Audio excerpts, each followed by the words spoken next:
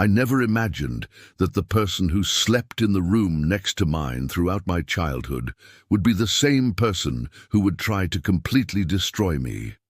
My name is Daniel Cooper.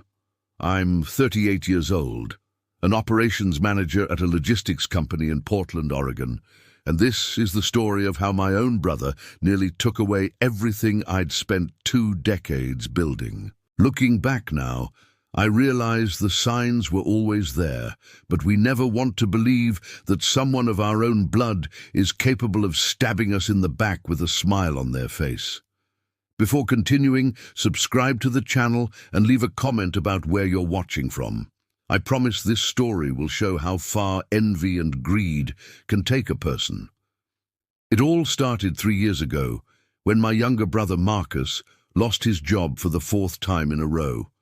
He was 35 and had never held a position for more than 8 months, always making excuses about incompetent bosses or jealous colleagues. The truth is, Marcus has always been lazy and arrogant, a volatile combination in the American job market. When he called me that Tuesday in March, crying on the phone about how desperate he was and how he couldn't afford rent, I felt that tightness in my chest that every older brother knows. No matter how many times he'd let me down before, I couldn't just walk away. My wife, Jennifer, warned me, telling me I was being too nice, but I ignored her. After all, family is family, right? What a bitter joke that sentence would become. I offered Marcus a position at my company. It wasn't easy convincing my boss to hire someone with such a shaky resume, but I put my own reputation on the line. I said I personally guaranteed Marcus would be an exemplary employee. He just needed a real opportunity. I secured him a position as assistant coordinator, paying $52,000 a year, which was more than generous considering his virtually no experience. Marcus cried again when I broke the news, hugged me tightly, and swore he wouldn't let me down this time. He said he'd finally understood what was important in life, that he was ready to grow up and build something solid. Looking into his eyes at that moment, I truly believed him. God, how stupid I was. The first 3 months were surprisingly smooth. Marcus arrived on time, did his work without complaining too much, and even received a few compliments from his direct supervisor. Jennifer began to relax a bit, admitting that perhaps she had judged my brother too harshly. We even invited Marcus home for dinner a few times, and he seemed genuinely grateful for the opportunity I had given him. He played with my children, Tommy, 8, and Lisa, 6, and they adored Uncle Marcus with his funny stories and cheap magic tricks. My mother called every week to say how proud she was to see her 2 sons finally working together, fulfilling the dream my father had before he died. Everything seemed to finally be falling into place, as if the Cooper family were entering a new phase of harmony and prosperity. But storms always begin with calm. It was Jennifer who noticed first. She works as a financial analyst at a bank and has that keen instinct for when something's wrong. One night, after putting the kids to bed, she came into my home office with that serious expression I knew so well. She sat in the chair across from my desk and crossed her arms, staring at me with those green eyes that never forgive lies. She asked me if I'd noticed how Marcus was always nearby when I discussed important company matters, how he asked very specific questions about contracts and suppliers. At the time, I laughed, saying he was just interested in learning the business, showing initiative. Jennifer didn't laugh back. She said she had a bad feeling that Marcus asked too many questions about our personal finances too, about our investments and the mortgage. I promised to keep an eye on it, but I didn't take it very seriously. This was my second huge mistake. The 3rd month turned into the 4th, and Marcus asked me to help him with a $15,000 loan.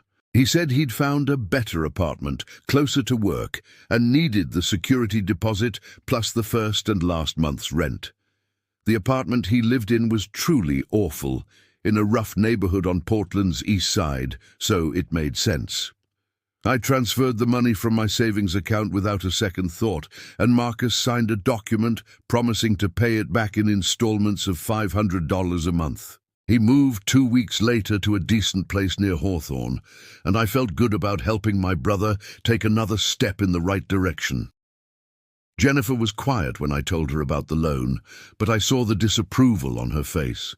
She didn't say anything, because she knew I'd already made up my mind, but her silence spoke volumes. Things at the company began to change subtly. Small errors began to appear in reports I submitted, numbers that didn't add up, dates inaccurate on important documents. At first I thought I was working too hard, that my attention span was failing. My boss, Robert Chen, called me in a few times to clarify inconsistencies, and I always managed to explain, but I could see his trust in me starting to crack. They were small things, nothing catastrophic, but in a logistics company where precision is everything, small errors add up quickly. I started working late, redoubling my attention to every detail, checking and rechecking everything 3 times. The stress was killing me, and I started having insomnia, waking up at 3 a.m. with my heart racing, thinking about everything that could go wrong. Marcus, on the other hand, seemed to be flourishing. He was receiving more and more praise, taking on greater responsibilities, and networking with important people in the company. He had that natural charisma I'd always lacked, that ability to make people laugh and feel special. I'd always been more reserved, more focused on work than social interactions, and that had never been a problem before. But now, watching my younger brother shine while I struggled to keep my head above water, a strange feeling began to grow in my chest. It wasn't exactly envy, more like confusion. How was he managing to adapt so seamlessly while I, with 15 years of experience, was stumbling? The answer to that question would come in a way I never could have imagined. It was a Friday night, 2 months later, that everything really began to unravel. I'd forgotten my wallet at the office and returned to get it around 9 o'clock.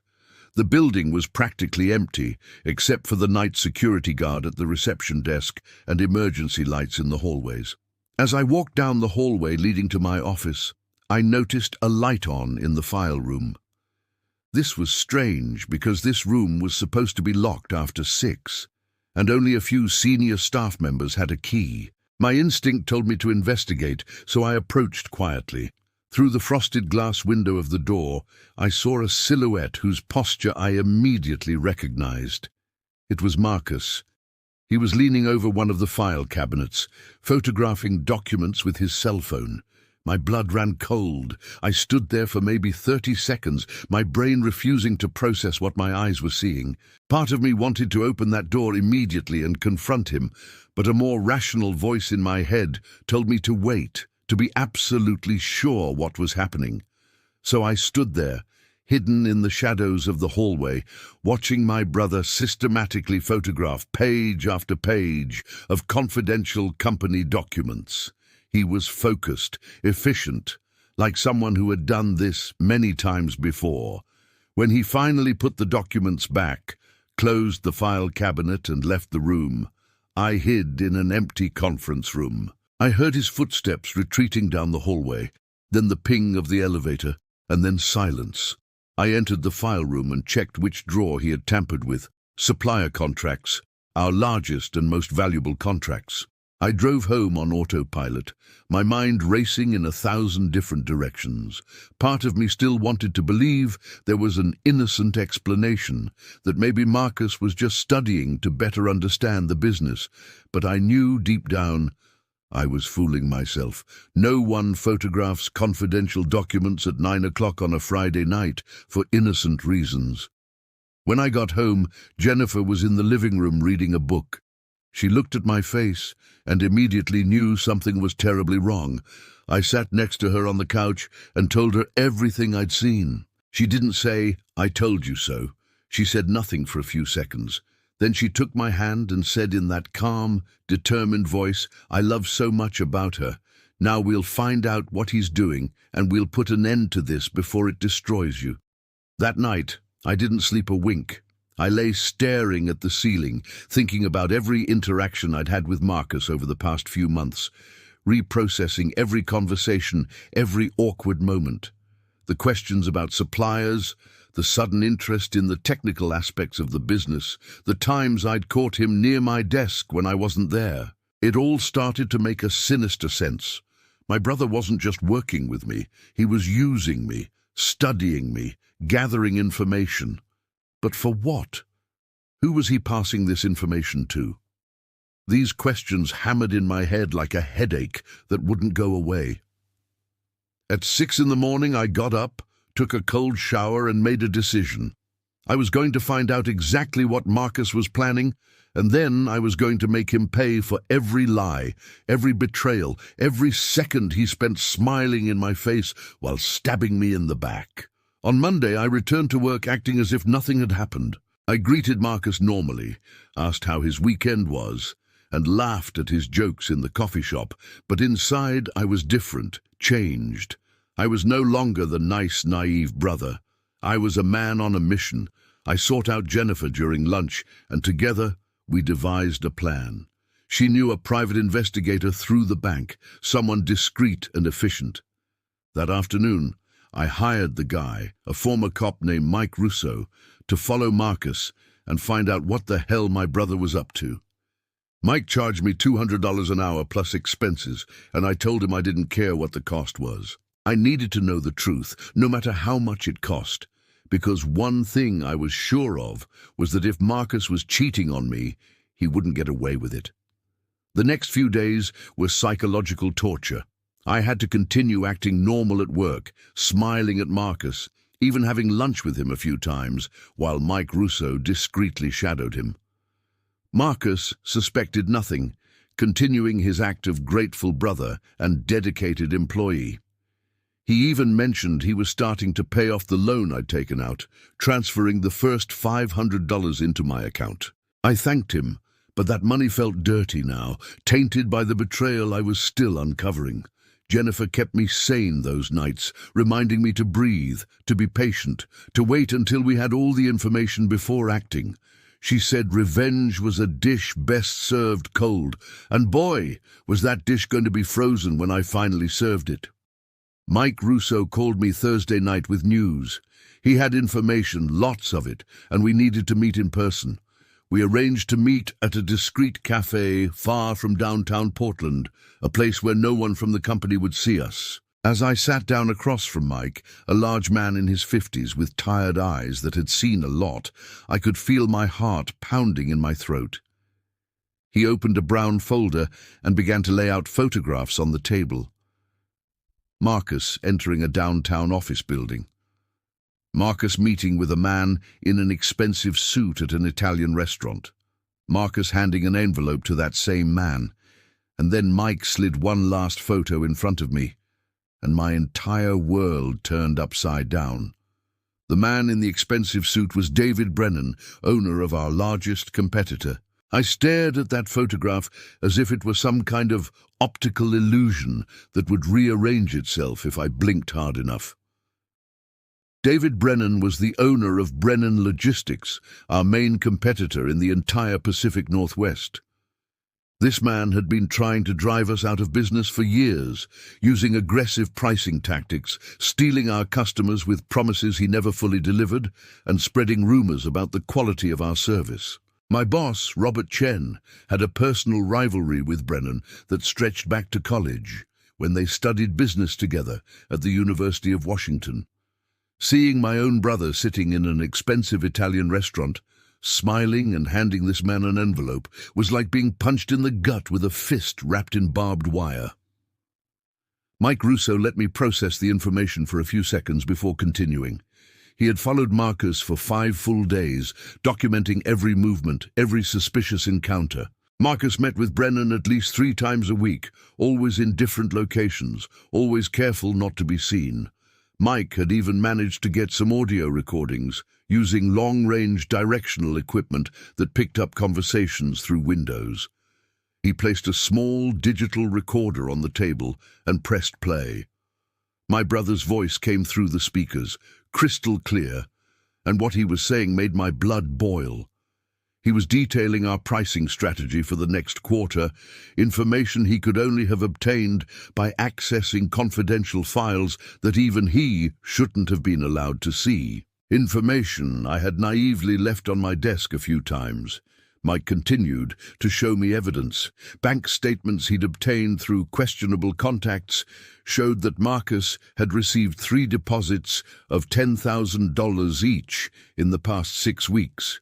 All from an LLC registered in the Cayman Islands that, according to Mike's research, was linked to David Brennan. $30,000. My brother had sold the company that gave him my chance, for a measly $30,000. I had helped this man get a job, lent him money, opened the doors to my home and family, and he had stabbed me in the back for less than I'd earned in 3 months. The betrayal was so profound, so complete, that I literally felt nausea rising in my throat. I paid Mike Russo another $3,000 in cash for his exceptional work and asked him to continue monitoring Marcus for another week. I needed to be absolutely certain of every detail before making my move. Mike agreed, but he gave me some advice before I left that cafe. He said he'd seen many cases of family and corporate betrayal in his 20 years as an investigator, and that most people make the mistake of acting on emotion, of confronting the traitor immediately and losing the upper hand. He looked me in the eye with the intensity of someone who's lived through a lot and told me that if I truly wanted justice, I needed to be smarter than my brother, more patient, more calculating. I needed to build a case so solid that when I finally acted, Marcus would have nowhere to run, no way to defend himself. I thanked him for his advice and left that cafe a different man than when I entered. When I got home that night, Jennifer was waiting up. She'd put the kids to bed early and made chamomile tea, knowing I'd need something to calm down. We sat in the kitchen, and I showed her everything Mike had given me, every photograph, every recording, every bank statement. Jennifer paled as she processed the full extent of the betrayal. She'd known Marcus since we started dating 12 years ago, had watched him grow from an irresponsible 23-year-old to the 35-year-old we thought had finally matured. She held my hand and said something I'll never forget. She said that family betrayal was the worst form of betrayal because it violated something sacred, something that should be unbreakable. And then she said we were going to destroy Marcus in a way he never expected, that we were going to use his own greed and arrogance against him. We spent that entire night planning. Jennifer, with her financial expert's analytical mind, began to devise a plan that was brilliant in its simplicity and devastating in its execution. The idea was to use Marcus as a conduit to feed Brennan false information that would appear legitimate but would actually lead Brennan Logistics to make terrible business decisions. At the same time, we would build such a strong legal case against Marcus and Brennan for industrial espionage that when we finally revealed everything, they would have no way to escape. But for this to work, I would need to continue acting as if I knew nothing. I would need to continue trusting Marcus and continue being the good, naive brother. The irony was delicious and painful at the same time. On Friday morning, I returned to work with an Oscar-worthy performance. I greeted Marcus with a genuine smile, even patting him on the back when we met in the parking lot. I commented that I was impressed with his work, that Robert Chen had mentioned how Marcus was excelling. I saw his eyes shine with that false pride, the satisfaction of someone who thinks they're getting away with the perfect crime. During lunch, I did something calculated. I left a folder on my desk, seemingly by accident, containing fake documents about a supposed new company strategy. It contained information about a fictitious expansion into the San Francisco market, with inflated investment figures and unrealistic projections. Jennifer had helped me create the documents the night before, making them convincing enough to seem legitimate but absurd enough for anyone with real experience to spot the problems. I returned from lunch 30 minutes later, and the folder was slightly out of place. The security cameras I had secretly asked the IT department to install in my office, citing concerns about the security of confidential documents, had captured everything. Marcus had entered my office, looked around nervously, and photographed every page of that folder. He was meticulous, making sure every photo was clear, every number legible. When he was finished, he put everything back and left the office with that usual confident smile. I watched the recording 3 times that afternoon, and each time I felt a strange mixture of sadness and anger. Sadness for the brother I thought I had, anger for the traitor he really was. But most of all, I felt determination. Determination to see this plan through to the end, no matter the emotional cost. Mike Russo called me on Sunday with an update. Marcus had met with Brennan again, this time at a hotel in Vancouver, Washington, just across the Oregon border. They had been in a private conference room for nearly 2 hours, and while Mike hadn't been able to record audio of this particular meeting, he had clear photographs of the 2 of them entering and leaving together. More importantly, he had managed to intercept some emails through methods I'd rather not know the details of. The emails showed Brennan thanking Marcus for the information about San Francisco, saying he finally had the advantage he needed to expand ahead of us and dominate that market. The bait had been swallowed completely. Now it was only a matter of time before Brennan made the fatal mistake of acting on false information. The following weeks were a masterpiece of calculated manipulation. I continued to strategically spread false information, always ensuring that Marcus would have access to it.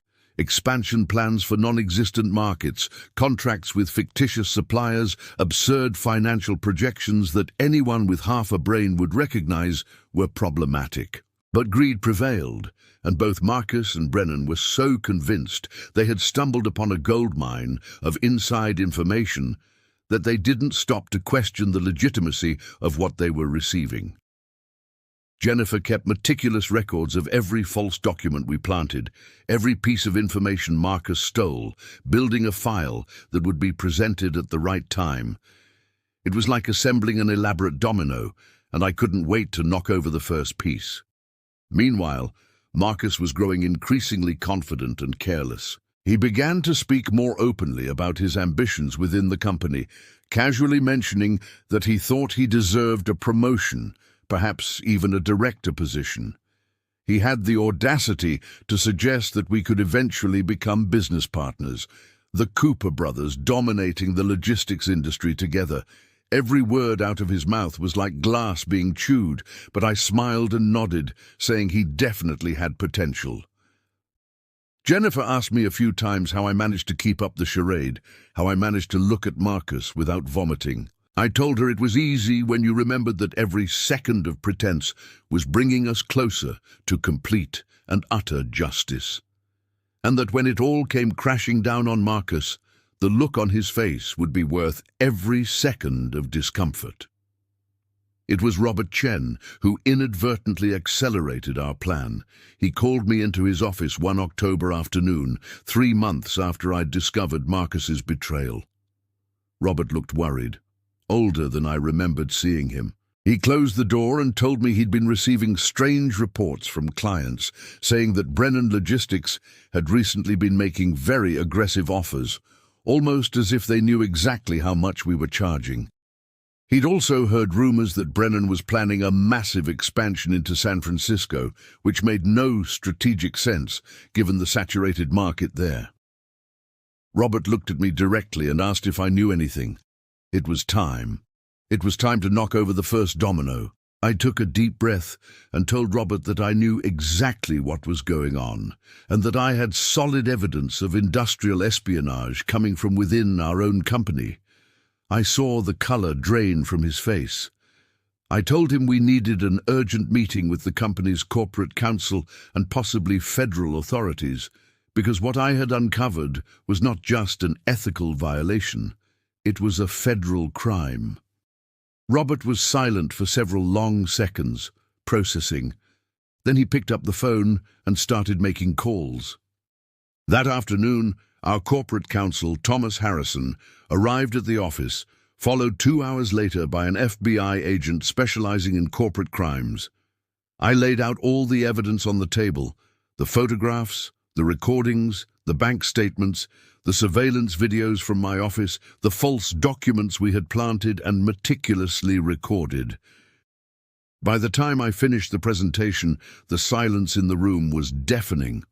The FBI agent, a serious man in his 40s named Agent Morrison, looked at me with an expression that mixed awe and something close to respect. He said that in his 15 years investigating corporate crimes, he had rarely seen a case so meticulously built by a victim.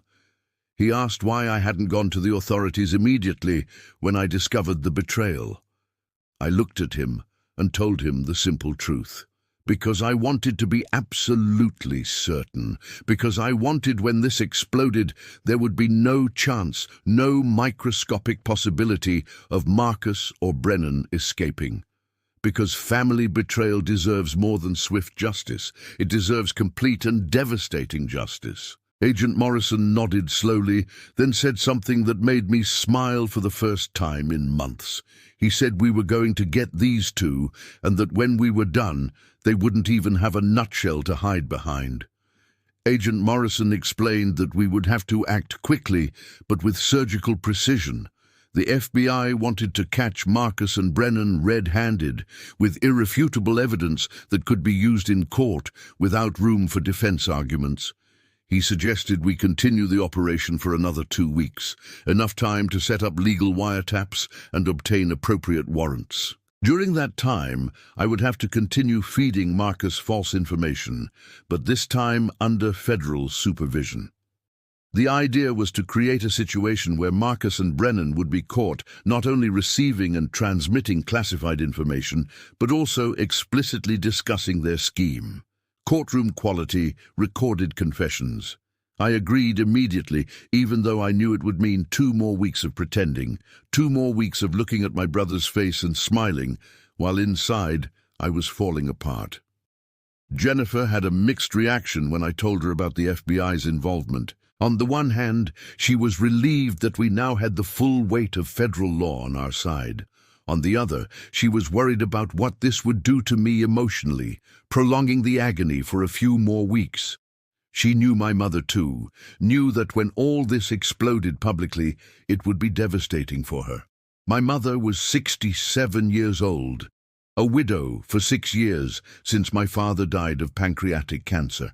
Her 2 sons were everything to her, and finding out that one of them had betrayed the other in such a calculated and cruel way would break her heart. I told Jennifer there was no way to avoid this pain, that our mother deserved to know the truth, no matter how horrific. But we agreed to wait until after the authorities made their arrests before telling her. There was no reason to break her heart any sooner than absolutely necessary. During those final 2 weeks, I became a method actor. Every interaction with Marcus was carefully choreographed, every forged document strategically placed. The FBI had installed additional surveillance equipment in my office, microphones so small they were virtually invisible, cameras hidden in smoke detectors and wall clocks. They had also obtained warrants to intercept Marcus and Brennan's communications, monitoring every email, every text message, every phone call. Agent Morrison gave me daily updates, and each update confirmed what I already knew. My brother was a complete and unapologetic traitor, someone who not only sold information, but actively mocked it, laughing at how naive and easily manipulated I was. One of the recordings the FBI showed me was particularly painful. It was a phone conversation between Marcus and Brennan on a Tuesday night. Marcus was laughing, that loud, carefree laugh I'd known since childhood, recounting how I'd left another set of documents on the table. He called me an idiot, saying he always knew he was the smarter brother, that I was just a drone worker with no real vision or ambition.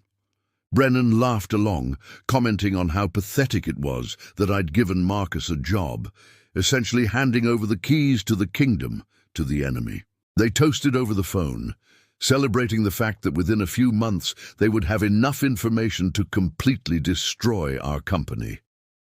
I listened to that recording alone in my car, parked in an empty lot far from the office, and for the first time since it all began, I cried.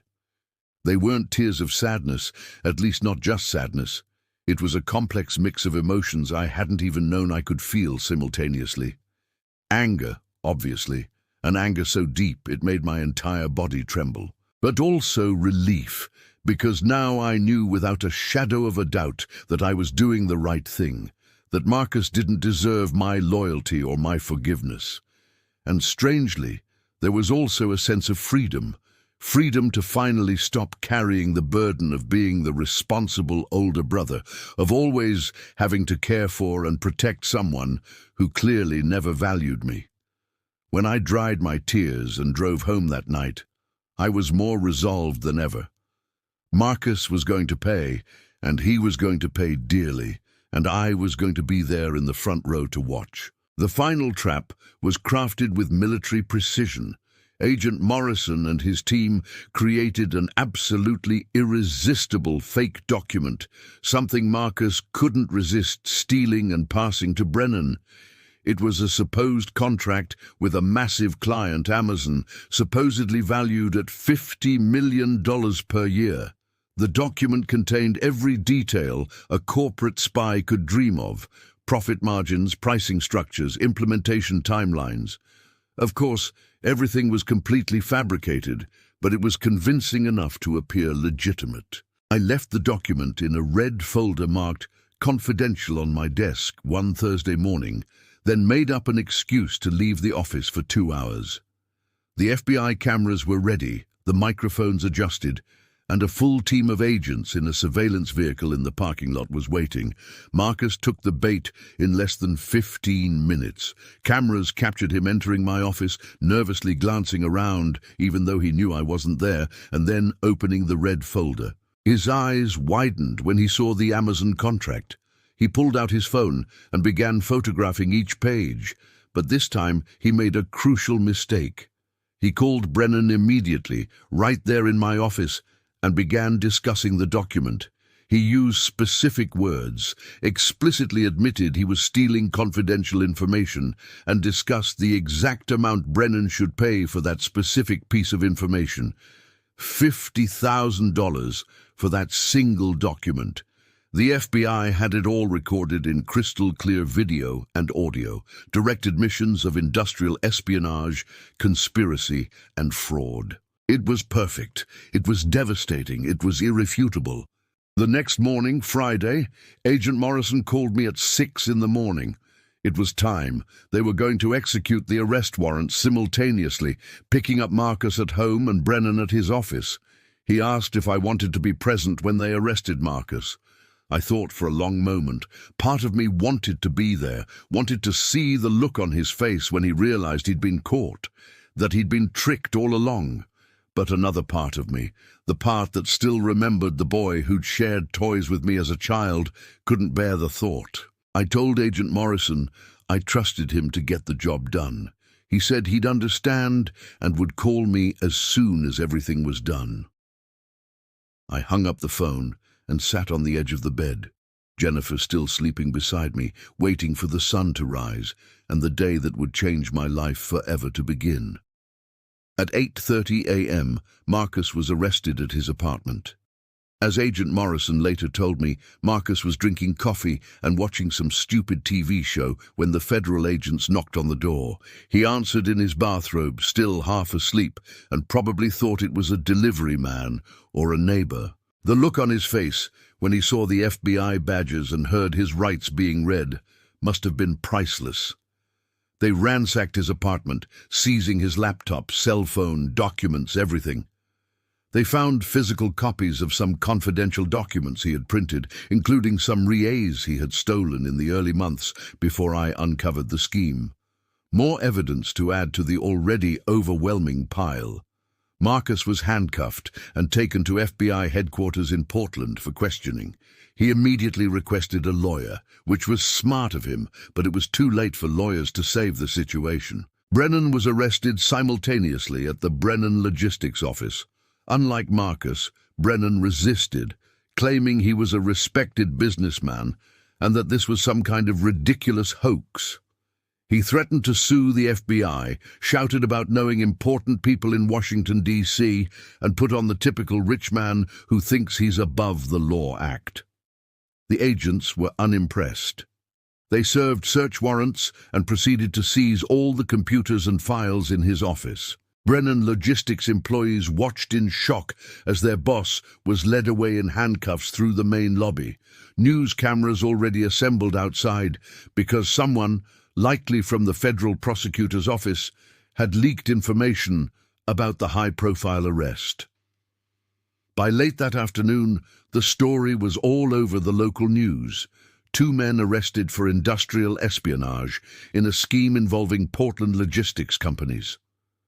I watched the news coverage from my living room, Jennifer beside me holding my hand. The cameras showed Brennan being led out of his building, his 500-an-hour lawyer already beside him, shouting silently to reporters. They showed exterior footage of Marcus's apartment, the yellow FBI tape still around the perimeter. The reporters talked about serious federal charges, potential prison sentences of up to 10 years each, if convicted. A legal analyst they brought into the studio explained that industrial espionage was taken extremely seriously under federal law, especially when it involved documented money transfers and clear evidence of conspiracy. He said that with the kind of evidence the FBI apparently had in this case, it would be nearly impossible for the defendants to avoid conviction. I listened to all this and felt something I hadn't expected to feel. Emptiness. My phone started ringing incessantly. Co-workers wanted to know if I knew my brother had been arrested. Family friends were in shock at the news. But the connection I dreaded most was the one that came at 4 in the afternoon. My mother. She had seen the news, had seen Marcus's name, and was completely broken. She was crying so hard she could barely speak, asking questions that had no good answers. How had this happened? Why would Marcus do something like this? Was it a mistake? It had to be a mistake. Her Marcus, her baby, wasn't capable of something so terrible. I let her vent for a few minutes, listening to my heart break along with hers. Then, in the calmest voice I could muster, I told her we needed to talk in person, that I would come to her house and explain everything, that it wasn't a mistake, and that she deserved to know the full truth, no matter how painful it was. I drove to my mother's house in Beaverton, a quiet suburb of Portland, where she'd lived for the past 30 years. Jennifer stayed home with the kids. We thought it best if I did it myself. When I arrived, my mother opened the door, her eyes red and puffy from crying. She hugged me tightly, the way she used to when I was a child and hurt my knee or had a bad day at school. We sat in the living room, the same room where Marcus and I used to play Lego on the floor, where we'd opened Christmas presents for decades, where we'd celebrated birthdays and graduations and all the milestones that normal families celebrate. And there, in that room full of happy memories, I told my mother how one of her sons had betrayed the other in the worst possible way. I showed her some of the evidence the FBI had allowed me to share. The photos of Marcus with Brennan, the bank statements showing the payments, some of the transcripts of the phone conversations, edited to remove strong language but keep the context clear. My mother was silent as she processed everything, her hand trembling as she held the documents. When she finished looking through everything, she placed the papers on the coffee table and looked at me with an expression I will never forget. It wasn't anger, it wasn't denial, it was just deep and utter sadness. She said she had failed as a mother, that she should have seen Marcus's problems sooner, that she should have been tougher on him when he was young. I held her hand and told her none of this was her fault. Marcus was an adult who made adult choices. Terrible, indefensible choices, but his choices and his alone. My mother then asked me something that took me by surprise. She asked if I wanted Marcus to go to jail, if I really wanted to see my own brother in prison. She wasn't judging me. She was genuinely asking, trying to understand. I looked at her and, for the first time since this all began, I spoke completely from the heart.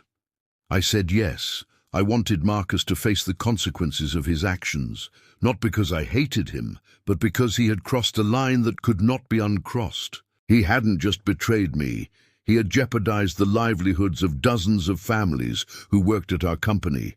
He had conspired to destroy something that good people had built with years of hard work, and he had done it all out of pure greed, without any remorse, laughing at my naivete. This kind of betrayal didn't deserve easy forgiveness. It deserved justice.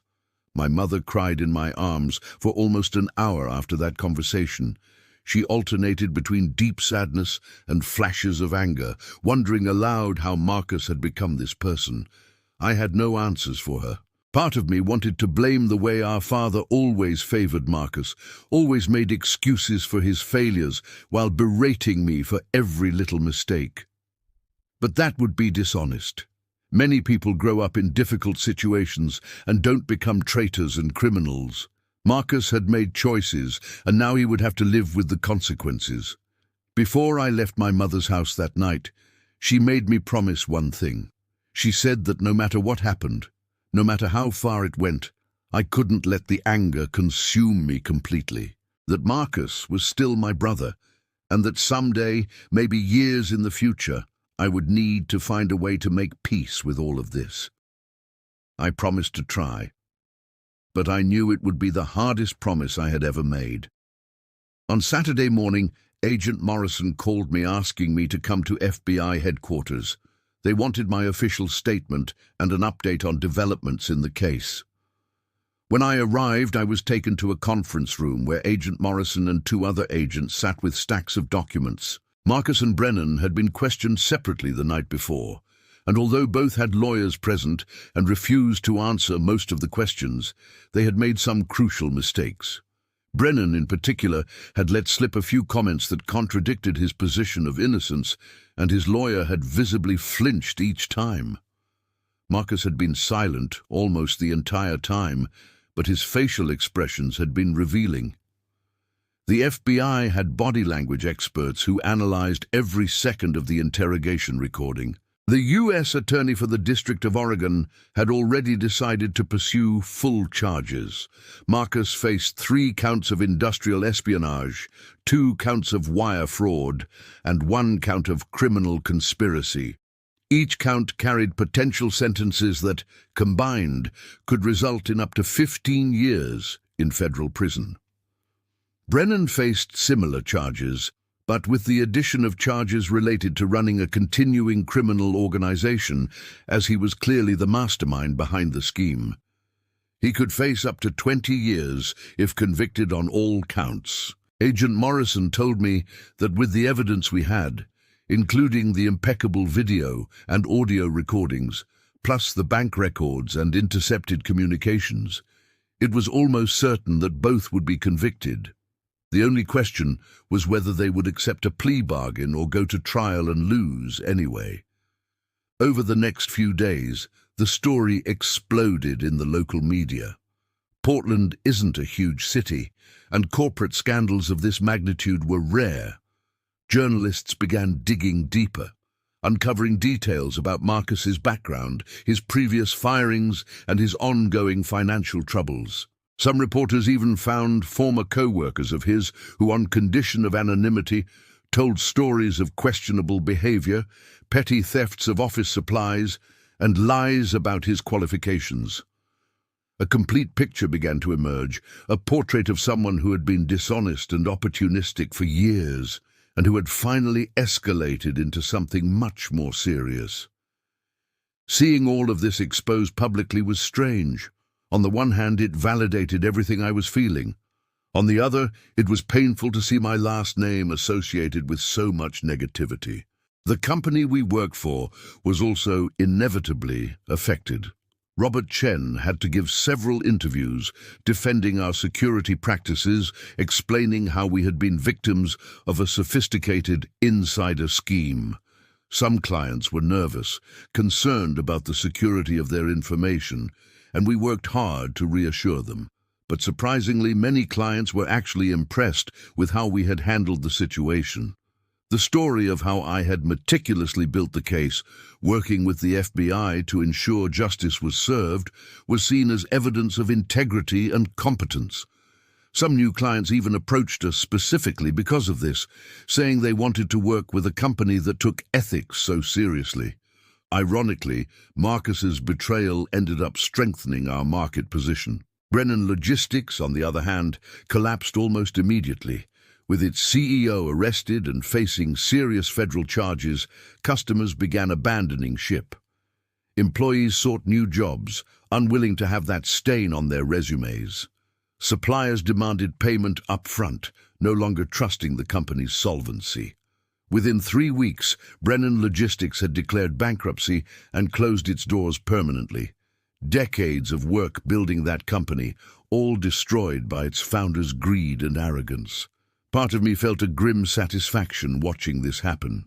Brennan had tried to destroy us using illegal and unethical methods and ended up destroying himself in the process. Poetic justice at its purest. 2 weeks after the arrests, I received an unexpected call. He was Marcus's lawyer, a man named Richard Goldstein, who had a reputation for being extremely competent and absurdly expensive. He said Marcus wanted to speak with me, that he was asking me to visit him at the county jail where he was being held while awaiting trial. My first reaction was to laugh and hang up the phone. Marcus's audacity to ask to see me after everything he had done was almost admirable in its complete lack of conscience. But Goldstein insisted, saying Marcus was genuinely sorry and wanted the chance to explain himself, to apologize in person. I said I would think about it and hung up. I spent the next 2 days debating whether or not to go. Jennifer thought I shouldn't, that I didn't owe Marcus anything, and that seeing him would only reopen wounds. But something inside me, perhaps morbid curiosity, perhaps a need for closure, made me accept. I scheduled a visit for a Thursday afternoon.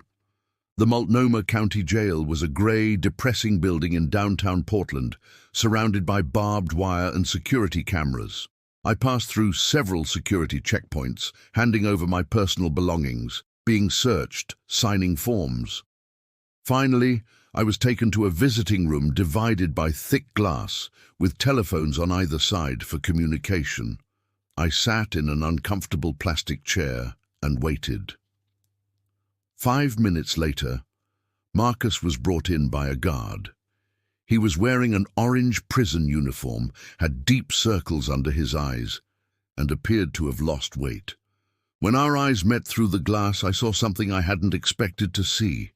Genuine shame. Marcus picked up the phone beside him, and I picked up the one beside me. For a few seconds, we just stared at each other. 2 brothers separated by glass and crimes that couldn't be undone. Then Marcus spoke, his voice muffled through the old, scratched phone. He said sorry, that was all, at first. Sorry. I didn't respond, just kept staring at him, waiting to see if he would have the courage to continue. Marcus began speaking faster then, words coming out in a desperate torrent. He said he had messed up everything, that he had let greed and envy control his decisions, that he hadn't considered the consequences until it was too late. He said he had always felt inferior to me, that our father had always favored me, always used me as an example of what Marcus should be, that he had begun to hate me for succeeding when he kept failing. I listened to all this with a neutral expression, not giving him the satisfaction of seeing emotion on my face. When Marcus finally stopped talking, waiting for some kind of response, I let the silence stretch on for a few more seconds. Then I spoke, my voice cool and controlled.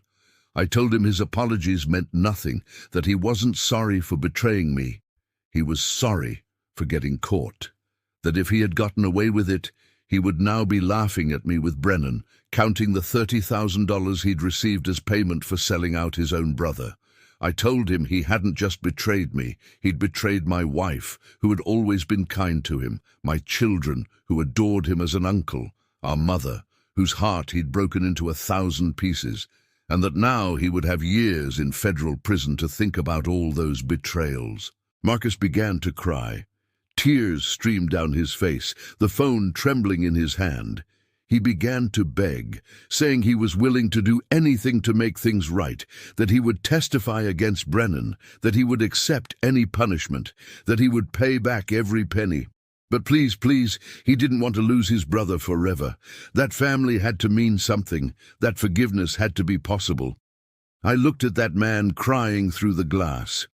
A man who shared half my DNA, who had grown up in the same house as me, who had been by my side at our father's funeral. And I felt nothing but emptiness. The brother I knew, or thought I knew, didn't exist. Maybe he never had. The man in front of me was a stranger wearing Marcus's face. I rose from my chair, still holding the phone. Marcus understood what I was about to do, and his eyes widened. He began speaking faster, more desperately, but I wasn't listening anymore. He said just one last thing before hanging up. He said he'd made his choice when he decided to betray me, and now he'd have to live with the consequences of that choice for the rest of his life. That I no longer felt anger, only indifference. And that indifference was far worse than hate, because at least hate meant you still cared. I hung up the phone while Marcus was still talking, still pleading. I turned and walked out of that visiting room without looking back. The guard standing near the door gave me a look that seemed sympathetic. He'd probably seen many families fall apart in those rooms. When I left prison, the sun was setting over Portland, painting the sky orange and pink. I took a deep breath, filling my lungs with fresh air, something Marcus wouldn't do for a long time.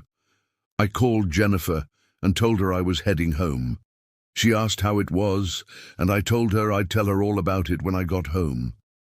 As I drove through the familiar streets of the city, passing places Marcus and I had been when we were younger, I felt something shift inside me. The anger that had been my constant companion for the past few months began to dissipate, replaced by a colder determination. A determination to move forward, to build a better life, to ensure that Marcus's betrayal wouldn't define or destroy me. He had tried to break me, but he had failed, and that failure would be his legacy. In the following weeks, the case moved through the legal system with astonishing speed. The federal prosecutor was eager to make this a showpiece case, sending a clear message to the corporate world that industrial espionage would be severely punished. Brennan, facing overwhelming evidence and the prospect of 20 years in prison, finally accepted a plea bargain. He agreed to testify against Marcus, admit guilt to several charges, and pay substantial fines in exchange for a reduced 12-year sentence. His lawyer tried to make Brennan appear to be the real victim, manipulated by Marcus, but no one bought that story. The evidence clearly showed that Brennan was the mastermind, the man with money and influence who had corrupted a vulnerable employee for his own ends. Marcus, with nothing to negotiate and facing testimony not only from me but also from Brennan, eventually also accepted a deal. His lawyer, Richard Goldstein, managed to negotiate an 8-year federal prison sentence in exchange for a guilty plea on all charges. 8 years. Marcus would be 43 when he got out, behaved well, and was paroled. His career was over, his reputation destroyed, his relationship with his family shattered beyond repair. When the judge handed down the sentence on a cold December morning, I was in the courtroom watching. Marcus glanced at me once before he was led away, but I didn't look back. I simply got up and walked out of the courtroom, Jennifer at my side, ready to begin the next chapter of my life. The months following Marcus's sentencing were both strange and liberating. For the first time in almost a year, I wasn't carrying the weight of a massive secret. I wasn't faking it. I wasn't building a case or plotting revenge. Justice had been served. Marcus was in federal prison in Sheridan, Oregon, and Brennan was in another facility in Washington state. My life could finally return to some semblance of normalcy. But normalcy is a funny thing when you've been through trauma. You discover you can't simply return to who you were before because that person no longer exists.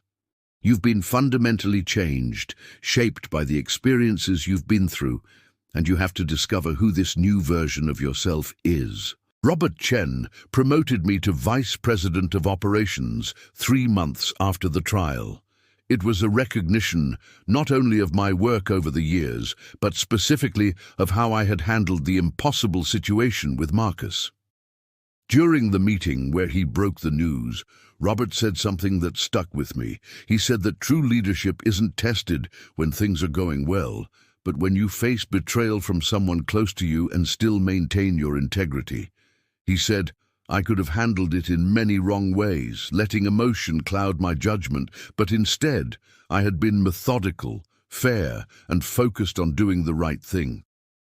The promotion came with a substantial pay raise, bringing my salary to $145,000 per year, plus bonuses. It was more money than I had imagined earning at that stage in my life. Jennifer was thrilled about the promotion, but also concerned. She knew the emotional toll it had taken on me, the sleepless nights, the occasional nightmares where I relived the betrayal. She suggested we consider therapy, both individual therapy for me and couples therapy for both of us. I initially resisted the idea, stuck in that stupid male mindset that seeking help is a sign of weakness. But Jennifer, with her infinite patience, explained that processing trauma wasn't weakness, it was strength. That recognizing when you need help was a sign of maturity, not inadequacy. Eventually I agreed, and we began sessions with a therapist named Dr. Sarah Chen, no relation to my boss, a woman in her 50s with a calm, non-judgmental approach that made me feel comfortable from the first session.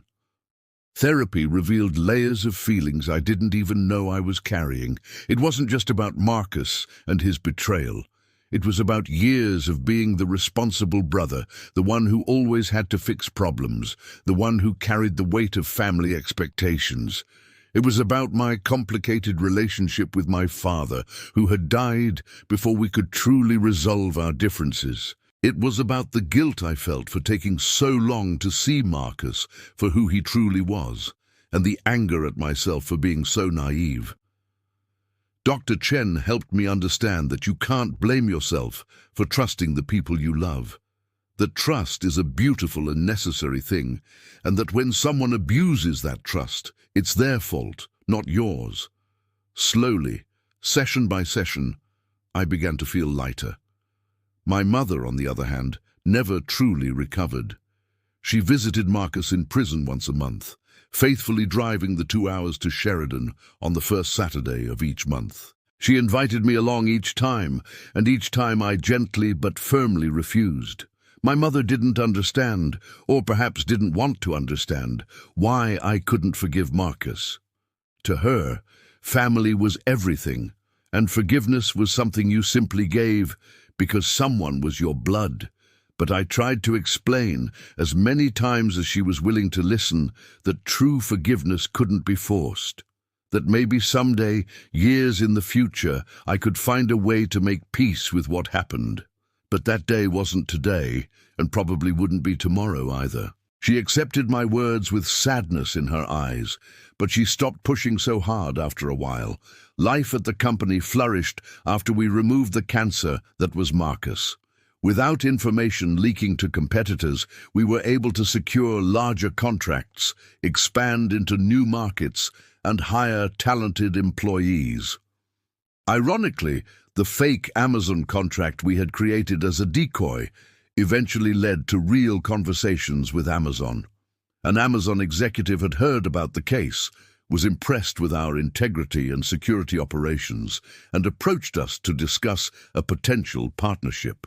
6 months after the trial, we secured a legitimate contract with them, not for the fictitious $50 million we had invented, but for a respectable $8 million per year. It was our largest contract to date, and it meant we would have to hire at least 20 new employees to meet demand. Among these new employees was a woman named Patricia Walsh, a seasoned logistics manager who came from a company in Seattle. Patricia was 45 years old, had 2 decades of industry experience, and an impeccable reputation. During the interview process, she casually mentioned that she had heard about our affair with Marcus and Brennan, and that part of the reason she was interested in working with us was because she admired how we had handled the situation. She said she had experienced something similar years before, a business partner who had betrayed her, and knew firsthand how devastating it could be. Hiring her was one of the best decisions we made.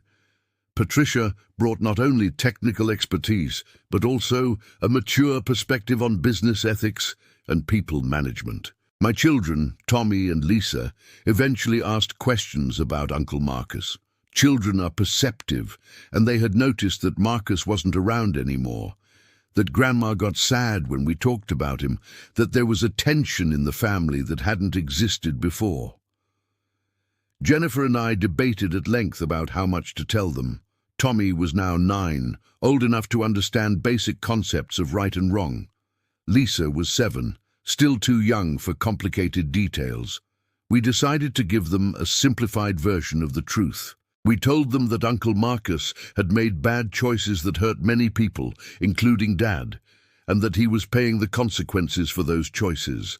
That familial love didn't mean accepting bad behavior, and that sometimes the people we love disappoint us in ways we can't ignore. Tommy, always the more analytical of the two, thought about it for a while before asking if Marcus was still our uncle. It was such a simple question, yet so profound coming from a 9-year-old. I looked at Jennifer, who gave me that small nod that meant she trusted me to give the right answer.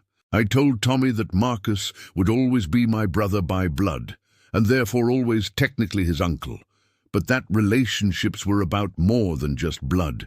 They were about trust and respect and love, and that Marcus had broken those pillars in a way that couldn't be easily repaired. That maybe someday things could be different, but for now it was healthier for our family to keep our distance. Tommy nodded slowly, processing, and then went back to playing with his Legos.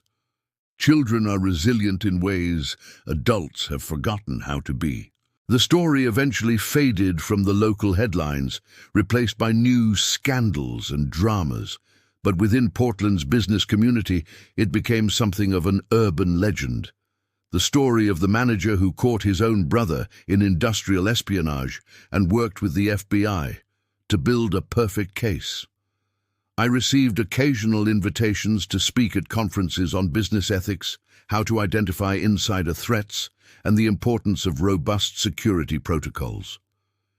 Initially, I declined all these invitations, not wanting to be known only as the guy betrayed by his brother. But Robert Chen convinced me that there was value in sharing the story, that other companies could learn from our experience. Eventually, I accepted a few selective invitations. My first talk was at a logistics conference in San Diego, almost a year after Marcus's sentencing. I was nervous, sweating through my shirt even in the freezing air-conditioned convention center. But when I took the stage and began telling my story, something interesting happened. People were genuinely engaged, asking thoughtful questions, thanking me for my honesty and vulnerability in sharing something so personal. Several business owners approached me afterward, some sharing their own stories of betrayal and fraud, others just wanting to shake my hand and say they admired my strength. It was strange and rewarding at the same time. I realized there was purpose that could come from all that pain, that perhaps helping others avoid similar situations gave some meaning to what I had been through.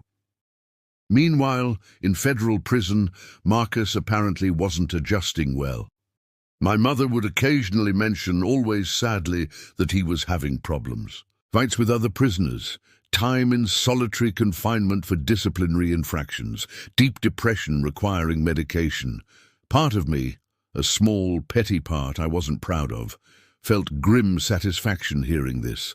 Marcus was suffering, paying for his actions in ways that went beyond just being locked up. But the larger part of me, the part Dr. Chen was helping me strengthen in therapy sessions, just felt empty about the whole situation.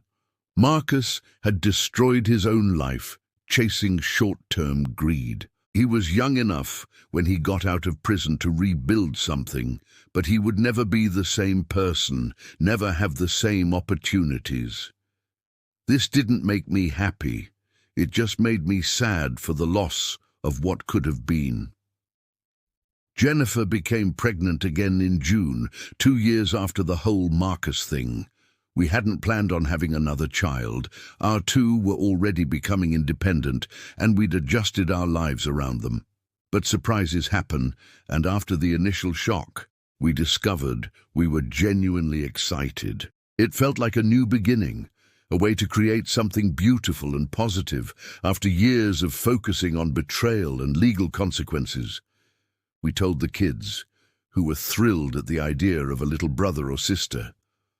We told my mum, who cried tears of joy for the first time in years.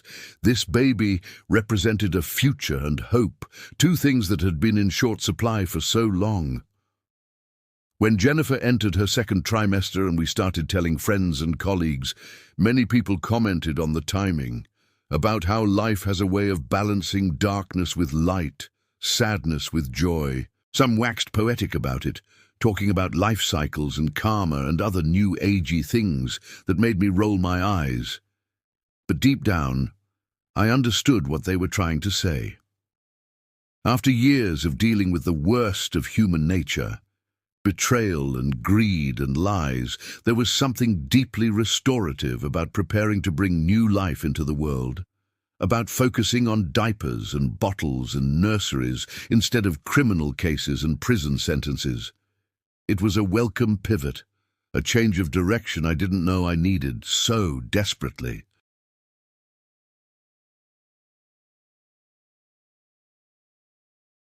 Her water had broken right there at the kitchen table. We went into organizing panic mode, grabbing the hospital bag that had been packed for weeks, calling the babysitter to stay with Tommy and Lisa, and driving through Portland traffic to the hospital. Jennifer was calm through it all, much calmer than I was, joking about how our baby clearly had my poor timing. We arrived at the hospital with plenty of time to spare, and 12 hours later, our daughter was born. We named her Emma Rose Cooper, 7 pounds, 4 ounces of absolute perfection. Holding Emma for the first time, feeling her tiny weight in my arms, looking at that small, perfect face, was like being reset on a fundamental level. All the darkness of the past few years, all the betrayal and anger and pain, seemed to fade in the presence of this new life. Emma knew nothing of Marcus or Brennan or industrial espionage or federal cases. She was innocent and pure, a completely new beginning. And as I held her, with Jennifer exhausted but radiant in the hospital bed, and Tommy and Lisa pressing their faces against the nursery glass, waving frantically, I felt something I hadn't felt in a long time. Pure, uncomplicated hope. Hope that maybe, just maybe, the best days were still ahead.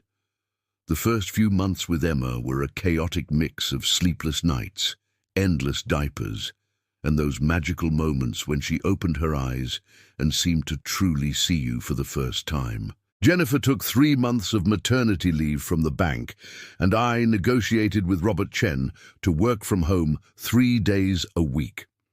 It was an arrangement that wouldn't have been possible before my promotion, but now with my position as vice president, I had flexibility that regular employees didn't.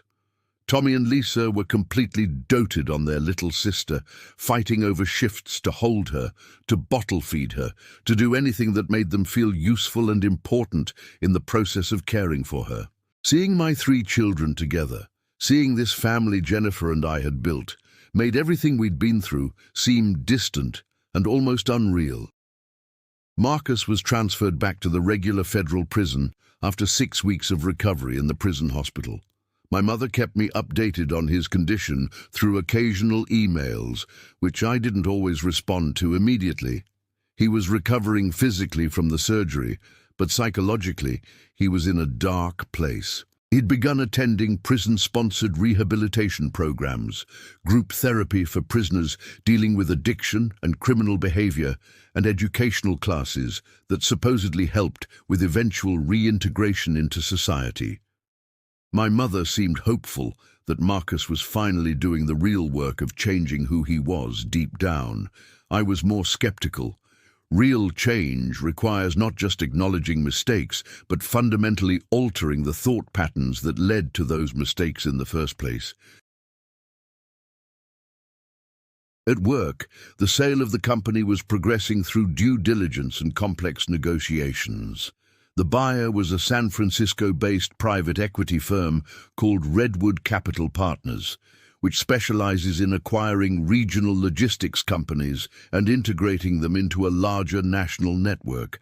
Final figures were being finalized, but it looked like my payout would actually be higher than the initial $2 million estimate, closer to $2.8 million after taxes.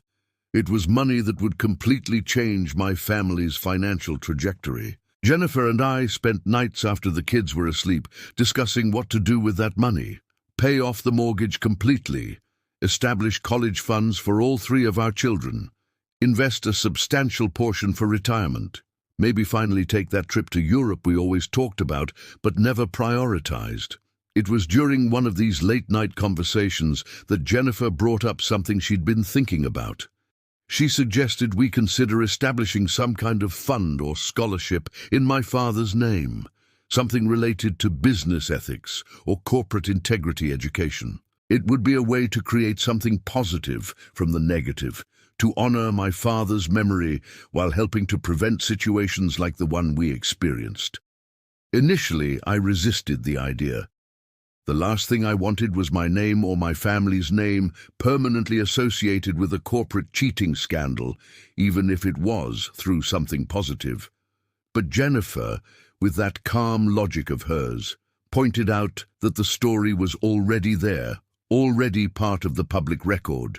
The question was whether we chose to let it define negatively, or whether we took control of the narrative by creating something with lasting meaning. I thought about her suggestion for several weeks. I discussed it with Dr. Chen in our therapy sessions, exploring my resistance and fears about making the situation even more public and permanent. Dr. Chen challenged me to consider what I truly feared. Was it judgment from others? Was it reopening wounds that were just beginning to heal? Or was it confronting the fact that Marcus's betrayal still held power over me, still shaped my decisions and limited my options? That question hit me hard. I realized that giving Marcus continued power over my life through fear and shame was, in a way, letting him win. He had already taken so much from me during that time. Why would I let him take away the opportunity to create something meaningful and positive? 3 months after Emma was born, I made the decision to move forward with Jennifer's idea. We worked with a non-profit attorney to establish the Robert Cooper Memorial Fellowship in Business Ethics, named in honor of my father. We contributed an initial $200,000 from my payout from the sale of the company, with plans to add more over the years. The fellowship would offer $20,000 annually to MBA students focusing on corporate governance and ethics, studying at Portland State University, where my father had earned his own MBA decades earlier. When we publicly announced the fellowship, the response was overwhelmingly positive. Journalists who had covered Marcus' original case wrote follow-up articles about how I was turning a terrible situation into an educational opportunity for future business leaders. My mother cried when I told her about the fellowship. It was the first time I'd seen her cry tears of pure joy in years. She said my father would have been so proud that he had always valued integrity above all else, and that knowing his name would be associated with teaching those values to future generations would have meant everything to him. We talked for hours that afternoon, truly talking for the first time since before Marcus's arrest, about memories of my father, about how he had shaped both of his children in different ways, about legacies and what truly mattered in the end. It was a healing conversation I didn't know we needed so desperately. My mother even admitted that she had been too permissive with Marcus when he was young, always making excuses, always shielding him from consequences. She wondered if things might have been different if she had been firmer earlier. Marcus learned about the fellowship from my mother during one of her monthly visits. Then he'd said he thought it was a beautiful thing, that it was fitting that something good should come from his monumental failure. He asked my mother to pass on a message to me, saying he was proud of me for finding a way to honor our father while helping others avoid making the same mistakes he had. The message left me with mixed feelings. Part of me appreciated the recognition, but another part irritated me that Marcus thought his opinion or approval still mattered to me. It was complicated, as everything involving family always is. The first recipient of the Robert Cooper Memorial Fellowship was announced at a ceremony at Portland State University in September. Her name was Michelle Park, a 28-year-old MBA student who had written a brilliant essay on conflicts of interest in family businesses and the importance of robust governance structures. During the ceremony, I was invited to say a few words. I stood at the podium, looking out at a room full of students, faculty, and other donors, and for a moment, I was completely at a loss for what to say. Then I looked at Jennifer in the front row, holding Emma, who was miraculously asleep, with Tommy and Lisa sitting primly beside her, and the words came naturally. I spoke about my father and his values, about the difficult lessons I'd learned about trust and betrayal, about how even from the most painful experiences we can extract meaning if we're willing to do the work. After the ceremony, Michelle Park came up to me to personally thank me. She said she knew my story, that she had read about the case when researching her essay, and that she was honored to be the first recipient of a fellowship with such personal meaning. We chatted for a few minutes about her career plans, her interests in corporate compliance and risk management. She was brilliant and passionate, exactly the kind of person you want influencing corporate culture in the future. Handing her that giant symbolic check, taking photos for the university website, it all felt surreal, but also deeply right. As if we had finally found a way to close that painful chapter and begin a new one with purpose and direction. The following months brought more changes. The sale of the company was finalized in November, and I officially became Vice President of Operations for the Pacific Northwest Division of the new, larger organization. My office moved to a more modern building in Portland's Pearl District. My salary increased to $180,000 per year, and I now had a team of 20 people reporting directly to me. It was more responsibility, but also more resources, more ability to implement ideas I'd been developing for years. Robert Chen had stayed on as a senior consultant for 2 years as part of his exit deal, so we still had his wisdom and experience available. But he was clearly ready to retire, spend more time with his own family, travel, and do all the things you put off when you're building a business. Jennifer returned to work at the bank after her maternity leave, and we established an elaborate routine involving nannies, daycare, and careful scheduling. Emma was thriving, hitting all her developmental milestones on time or early, filling our home with those baby sounds that are simultaneously exhausting and utterly precious. Tommy had joined the school soccer team and was showing real talent for the sport. Lisa had discovered a passion for art and spent hours drawing and painting, our refrigerator completely covered with her colorful creations. We were a normal family, dealing with normal challenges, and there was something deeply satisfying about that normalcy after years of extraordinary drama. It was a December afternoon, almost 3 years after Marcus's arrest, that I received an unexpected call. It was Agent Morrison of the FBI. I hadn't spoken to him since shortly after the trial, so seeing his name pop up on my phone immediately unnerved me. He got straight to the point when I answered. David Brennan had died in prison. He had apparently been attacked by other prisoners in a dispute over something trivial and had suffered injuries that led to fatal medical complications. He was 58 years old. Agent Morrison was calling me as a courtesy, knowing I would likely see the news eventually and wanting me to hear from someone connected to the original case. I thanked him for the call and hung up, feeling a strange mix of emotions I couldn't fully identify. Brennan was dead.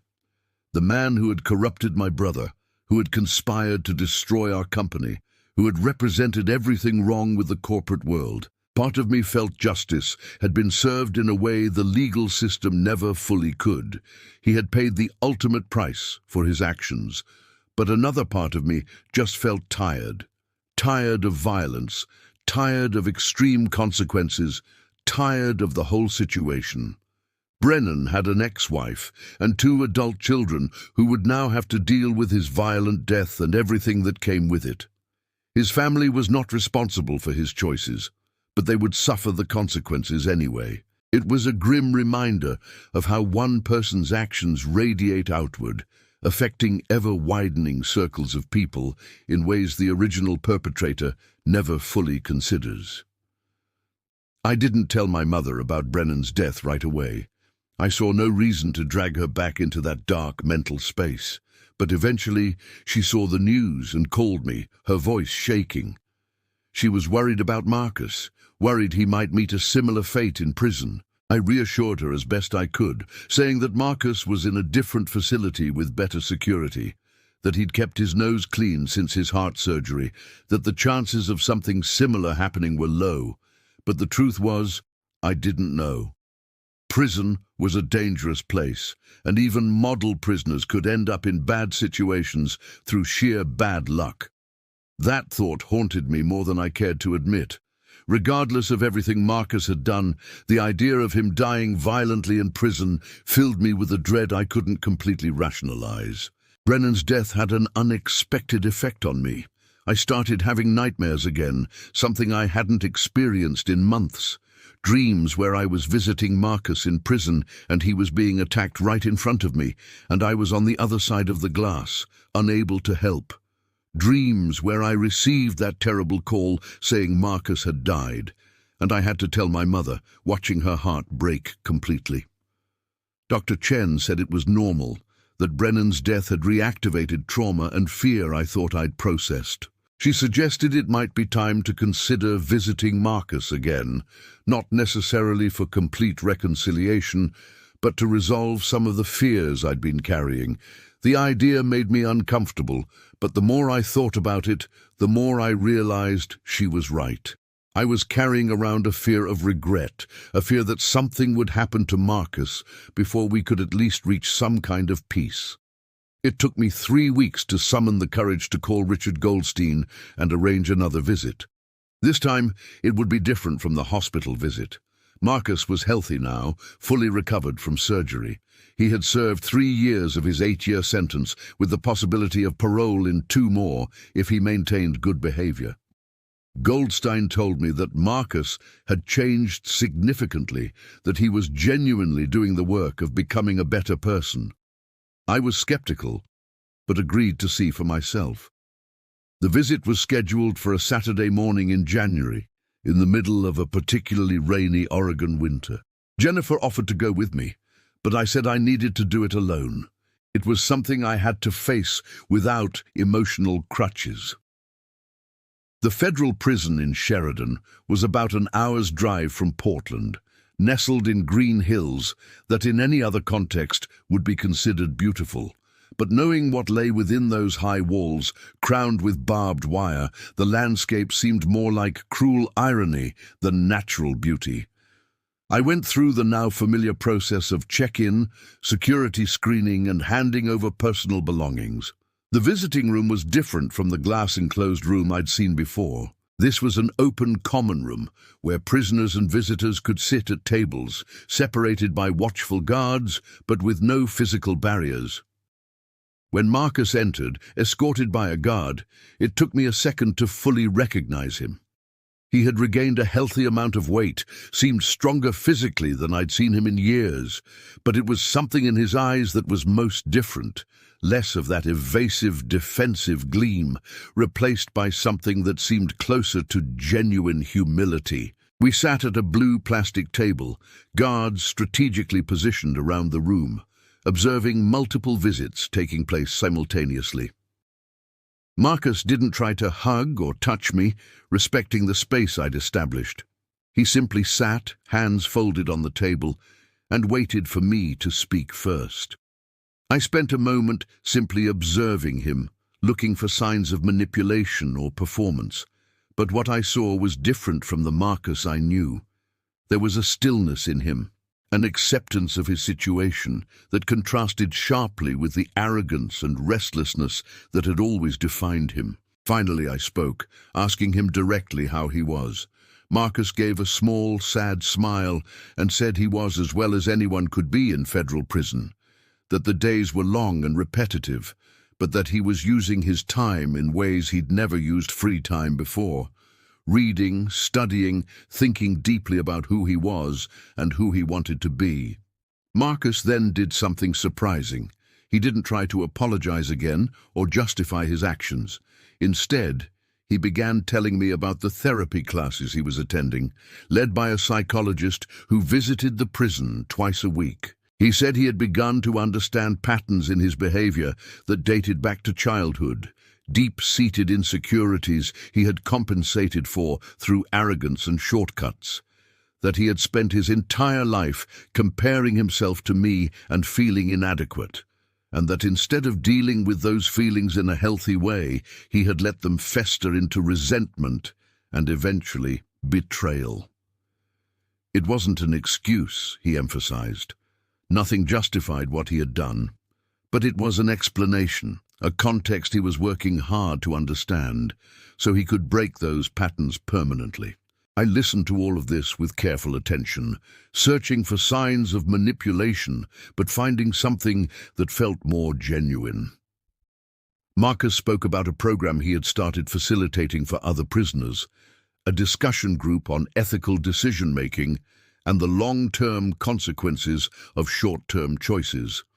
He said that sharing his own story, publicly admitting to other prisoners how he had destroyed his life and hurt people he loved, was simultaneously humbling and liberating, that there was power in vulnerability, in brutal honesty about his flaws. He wasn't trying to redeem himself in my eyes, he said, because he knew that ship had sailed, but he was trying to become someone who could live with himself, someone who could eventually contribute something positive to the world when he got out, if that were possible.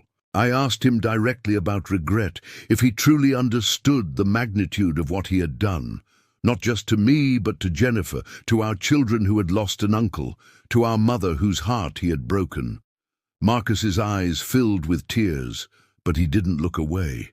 He said he woke up every day with the weight of that regret, that it was like carrying stones on his chest, that he had written hundreds of letters to me that he never sent, knowing I probably didn't want to receive them, that my wounds needed space to heal without him poking at them. He asked about the children, about Jennifer, about the life that was happening outside those walls while he was frozen in time. I told him the basics, mentioning Emma, the fellowship in our father's name, the sale of the company. Each update seemed to be simultaneously joy and pain for him, celebration of the good things happening mixed with sadness at not being a part of them. We spent almost 2 hours talking, much longer than I had planned. The conversation ranged from heavy topics to childhood memories, stories about our father that we both shared from different perspectives. Marcus told me about a memory I had completely forgotten, from when he was 6 and I was 9, and he had fallen out of a tree and broken his arm. I had run 3 blocks carrying him on my back to get home faster, screaming for help the whole way. He said he had thought about that memory a lot lately, about how I had always been the protector, the one who took care of him, and how he had betrayed that fundamental trust in ways he could never fully repair. Hearing that stirred something inside me. Memories of who we were before life, and choices took us in different directions. As our visit drew to a close, Marcus said something that stuck with me. He said he didn't expect forgiveness from me, but that if I ever reached a place where I could offer some kind of peace, even if it wasn't complete reconciliation, that would mean everything to him. That he understood that broken relationships sometimes couldn't be completely repaired, but perhaps they could be transformed into something different, something that acknowledged the past but wasn't completely defined by it. I didn't promise anything, but I didn't dismiss the possibility outright either. I just said that time would tell, that I was doing my own work of healing and growth, and that perhaps eventually our paths might intersect again in some meaningful way. But that day wasn't today, and maybe it wouldn't be tomorrow either. And he needed to accept that and focus on his own work of becoming better. I drove back to Portland with my mind full of conflicting thoughts. The visit had been different than I expected. It hadn't exactly brought closure, but it had brought something close to understanding. Marcus was still my brother, still someone who shared my history and DNA. But he was also someone who made terrible choices that had lasting consequences. Both could be true simultaneously. I didn't have to choose between completely hating him or completely forgiving him. I could exist in some complicated middle ground where I acknowledged his humanity while maintaining healthy boundaries about what our relationship could and couldn't be. Dr. Chen would be proud of that realization, I thought with a small smile. When I got home, Jennifer was in the kitchen making lunch, while Emma played in her playpen nearby. Tommy and Lisa were in the living room watching some animated movie. It was a scene of domestic normalcy so complete and perfect that my heart sank. This was what mattered. This was what I had built and protected through everything that had happened. Jennifer looked at me when I walked in, that quiet, questioning look couples develop after years together. I gave her that little nod that meant I was okay, that I would tell her all later when the kids weren't around. She smiled and went back to the food she was preparing. I picked Emma up from the playpen. She laughed and grabbed my nose with her chubby little hands, and I felt that sense of being grounded in the present, anchored in what was real and good and important. That night, after the kids were asleep, I told Jennifer about the visit with Marcus. She listened without interrupting, letting me process everything out loud. When I finished, she asked how I was feeling. I thought about the question for a long moment before answering. I said I felt at peace in a way I hadn't felt in years, not because everything was resolved or because I had completely forgiven, but because I had confronted the situation honestly without letting fear or anger completely dictate my actions. That I had seen Marcus as a complex and flawed human being rather than just the villain of the story. And that nuance, that ability to hold complexity without needing to simplify everything into good or bad, felt like real and meaningful growth. Jennifer smiled and said she was proud of me, that the work I'd done in therapy and on myself was evident. She mentioned that the second recipient of the Robert Cooper Memorial Fellowship had just been announced. A young woman named Sarah Chen, no relation to my boss or therapist, who was studying corporate governance reforms. The fellowship was beginning to gain recognition. Other companies in Portland were inquiring about establishing similar programs. What had begun as a way to make sense of tragedy was transforming into something bigger, something that could have a lasting impact on how future generations of business leaders thought about ethics and responsibility. It felt important. It felt like a legacy worth building. The following months brought more stability and growth. Emma was learning to walk, taking those shaky little steps that made us all freeze in anticipation of falls that invariably came but were never as serious as we feared. Tommy had become captain of his soccer team, demonstrating leadership skills that filled me with pride. Lisa had won a prize in a school art competition, her drawing of our family hanging prominently in the school gallery. Jennifer had been promoted to senior financial analyst at the bank, recognition of years of hard work and expertise. I was thriving in my expanded role at the company, leading projects that could revolutionize how we operated logistics throughout the Pacific Northwest. Life was good, not perfect, because perfection doesn't exist, but genuinely, solidly good. Marcus became eligible for parole in the fall of his 5th year. My mother was emotionally invested in the process, attending every hearing, writing letters to the parole board attesting to his change, begging for a second chance for her son. She asked me if I would write a letter too, if I could find it in my heart to support his early release. The question put me in an impossible position. On the one hand, the Marcus I had visited in prison seemed genuinely changed, doing real work on personal transformation. On the other, 5 years seemed like a short time considering the magnitude of his betrayal and the crimes he had committed. Going from an 8-year sentence to 5 was a significant reduction, and I wasn't sure I was comfortable being part of the reason for that reduction. I discussed the dilemma extensively with Dr. Chen.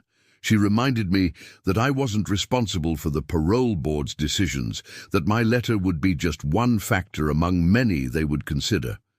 The real question, she said, was what I could live with having done. If I refused to write the letter and something happened to Marcus, if he failed parole and sank into depression or worse, would I regret it? Alternatively, if I wrote the letter supporting his release and he fell back into old patterns, if he harmed others, would I feel responsible? There was no easy answer, only difficult choices with uncertain consequences. After weeks of wrestling with the decision, I finally decided to write the letter. But it would be honest and balanced, not an unconditional endorsement. In the letter, I described Marcus's betrayal in clear and blunt terms. I explained the damage he had caused not only to me, but to our entire family, to the company employees who had been put at risk, and to the principles of trust that underpin personal and professional relationships. But then I also acknowledged the changes I had observed during my visits, the programs he was facilitating, and the work he seemed to be doing to understand and change his destructive patterns. I concluded by saying that while I could not offer a full pardon and did not know if I ever could, I believed Marcus deserved the opportunity to demonstrate his transformation in the real world. That 5 years in federal prison was a significant amount of time, and that if the board determined he no longer posed a danger to society, I would not stand in the way of that decision. But I also made it clear that probation would come with expectations, and that any violation would result in immediate, severe consequences. The parole hearing took place on a rainy Tuesday in October. My mother begged me to appear in person, but I refused. My letter would have to suffice. I didn't want to sit in that room watching Marcus argue for his release, didn't want my presence to be interpreted as a stronger endorsement than I was prepared to give. My mother accepted my decision with that resigned sadness that had become her default expression when we talked about Marcus. The hearing lasted 3 hours, she later told me. Marcus had testified, as had the prison psychologist, several other prisoners he had helped through his mentoring programs, and of course my mother with her emotional plea for her son's release. The parole board had asked tough questions, testing whether Marcus's change was superficial or profound, whether he truly understood the gravity of his actions. 3 weeks later, the decision came. Marcus had been granted parole with strict conditions. He would be released in 6 weeks, would report to a parole officer weekly for 2 years, was prohibited from working in any position involving proprietary or confidential information, and had to complete 500 hours of community service within the first year of his release. Any violation of these conditions would result in immediate return to prison to complete his full sentence. My mother was ecstatic when she called me with the news. Marcus was coming home. Her baby was coming home. I responded with restrained congratulations, genuinely happy for her, but guarded about what this would mean for me and my family. The reality of Marcus being free, potentially part of our lives again in some way, was something I had to process carefully. Jennifer and I had a long conversation about boundaries before Marcus's release. We agreed that he wouldn't be welcome in our home initially, that we needed to protect our children and our space while he demonstrated he could remain stable and follow the terms of his probation. That if my mother wanted to see him, she could do so in her own home or in neutral locations, but that our home was our sanctuary, and we needed to control who had access to it. Jennifer also suggested we wait at least 6 months before considering any interaction between Marcus and the children. Tommy and Lisa had vague memories of him from years before, but Emma had never met him. There was no rush to reintroduce an uncle who had been absent for 5 years and whose presence came with complicated emotional baggage.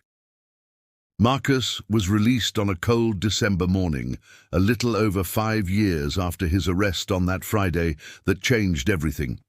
My mother picked him up from prison and took him directly to her home in Beaverton, where she had prepared his old teenage bedroom for him.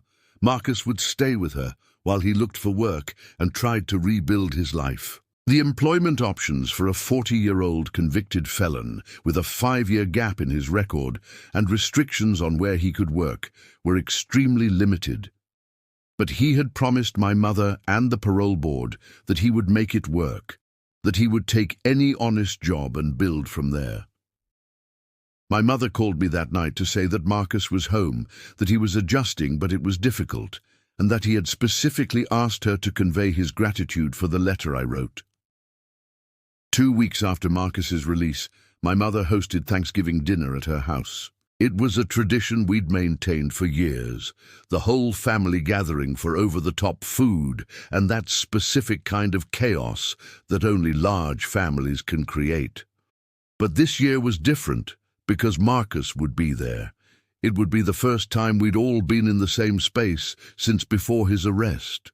My mother gently asked me if we could attend, emphasizing that she understood if we weren't ready, but hoped we could take this step. Jennifer left the decision up to me, saying she'd support us either way. I thought about it for days, weighing my discomfort against my desire to bring my mother joy, to perhaps begin some kind of rebuilding process, however slow and careful it might be. I finally agreed to go, but I set clear conditions. We would stay for only 2 hours.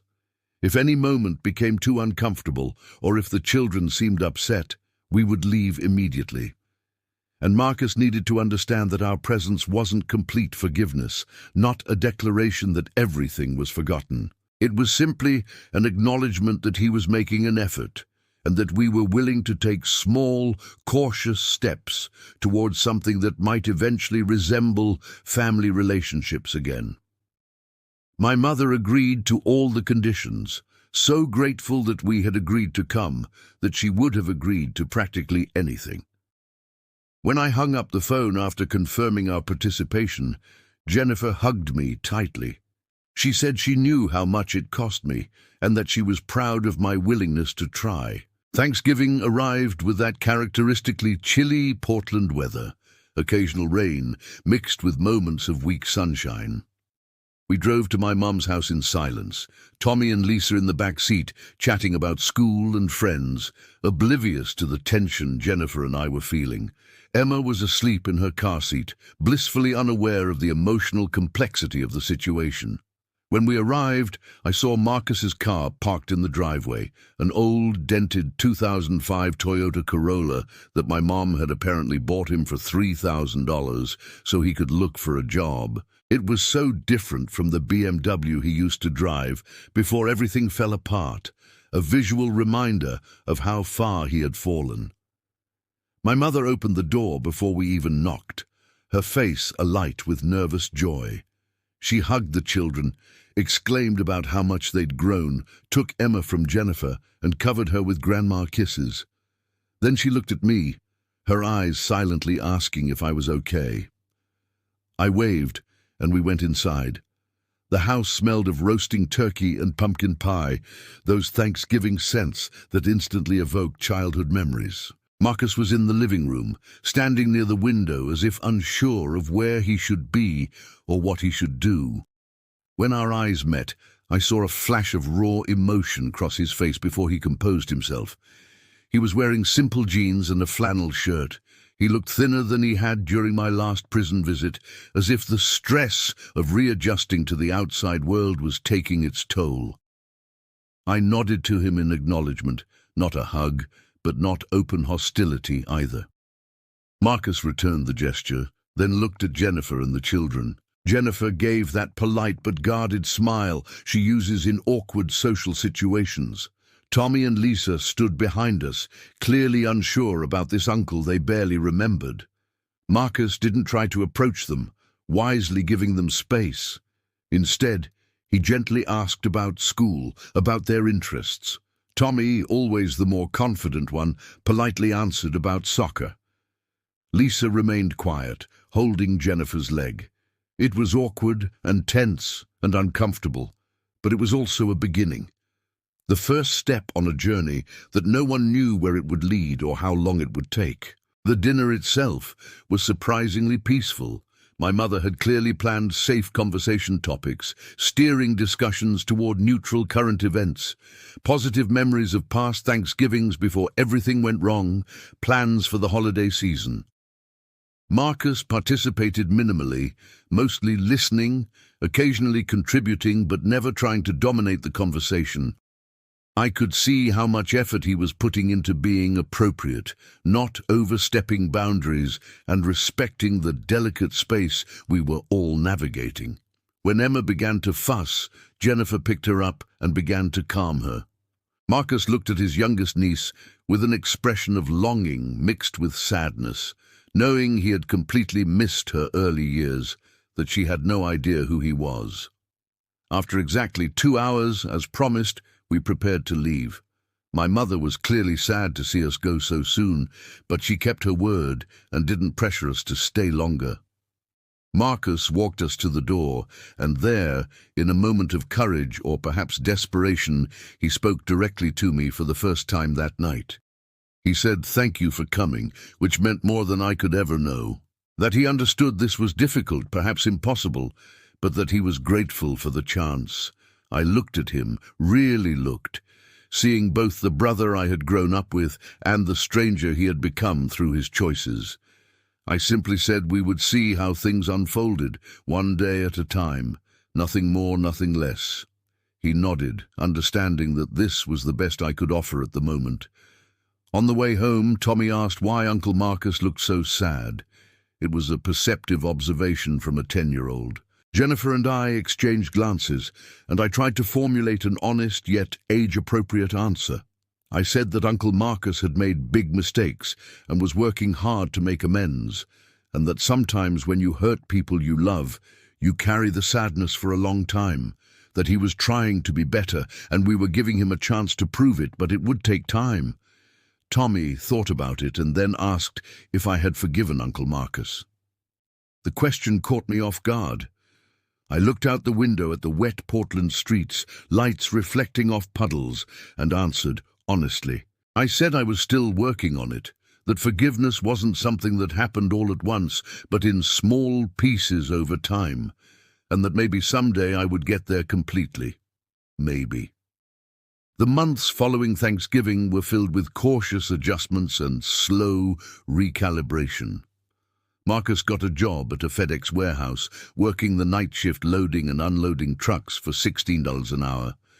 It was brutal physical labor for a 40-year-old man who had spent 5 years in federal prison, but he never complained, at least not to me. My mother occasionally mentioned that he came home exhausted every morning, slept for a few hours, then headed to his mandatory meetings with his probation officer, or to complete his community service hours at a homeless shelter in downtown Portland. He was meticulously fulfilling every requirement of his probation, building a record of compliance that could eventually lead to fewer restrictions. Jennifer and I established a routine of monthly dinners at my mother's house, always keeping the visits short and structured. As time passed, the initial discomfort gradually began to subside, replaced by something that wasn't exactly ease, but was less tense. Marcus was consistent in his behavior, always respectful of boundaries, never pushing for more than we were willing to give. He asked genuine questions about our lives, but not in an intrusive way. He offered to help when he could, fixing things around my mother's house, helping with yard work, small ways of contributing that demonstrated responsibility and consideration. These were subtle changes, but accumulated over months. They began to paint a picture of someone genuinely trying to be different. Emma, now 2.5, eventually warmed to Marcus in a way that surprised us all. Young children don't carry adult baggage, and to her, Marcus was simply the uncle who made funny voices and let her win at simple card games. Watching Marcus interact with her was both sweet and painful. Sweet because he was kind and patient in ways I didn't remember him being before. Painful because it highlighted everything he had lost, all those years he could never get back. Tommy and Lisa remained more guarded, their relationship with Marcus polite but distant. They were old enough to understand something serious had happened, even if they didn't know all the details, and that knowledge created a barrier Emma didn't have. About 8 months after his release, Marcus asked me to lunch, just the two of us. The request made me nervous. All our meetings up to that point had been in group settings, at my mother's house with her as a buffer. The idea of sitting with him alone, having conversations without the protection of others present, was intimidating. But I also felt that perhaps it was necessary that if we were going to make any real progress towards something resembling a functional sibling relationship, we needed to have deeper conversations than the polite superficialities we exchanged at family dinners. I agreed to meet him at a neutral cafe near my office, territory that felt safe and public enough for me to feel comfortable. Marcus arrived 10 minutes early, having already bought coffee for both of us, still remembering how much I cared for him after all these years. It was a small detail that struck me unexpectedly. We sat at a table by the window, the Portland rain providing a constant soundtrack against the glass. For a few moments, neither of us spoke, both fiddling nervously with our paper cups. Then Marcus took a deep breath and began speaking. He said he wanted to thank me properly for everything I'd done, the letter to the parole board, showing up at Thanksgiving, the monthly dinners, giving him the opportunity to be present in some way in the children's lives. That he knew none of this was easy for me, and that he recognized the generosity and strength it required. I listened without interrupting, letting him speak. Marcus then moved on to something deeper. He said he'd been thinking a lot about the concept of reparation, about what it truly meant to make amends for the harm you've caused. That he'd learned in therapy that you can't simply apologize and expect everything to go back to normal, that real reparation required sustained behavior change over time, demonstrating through actions that you were no longer the person who caused the harm. He said he understood that it might take the rest of his life to prove to me that he was different now, and that even then I could legitimately choose never to trust him completely again. And that he accepted that some things, once broken, never quite go back to the way they were before.